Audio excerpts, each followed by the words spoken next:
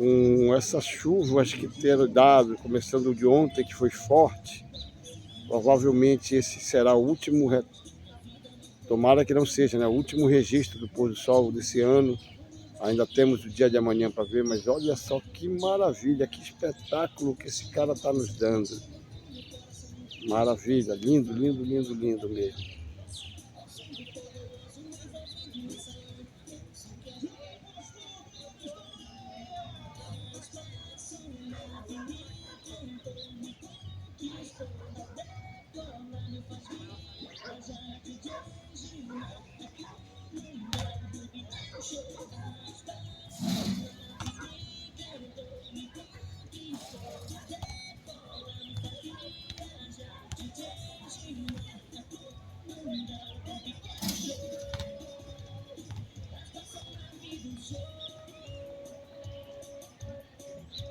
Maravilha, que coisa linda.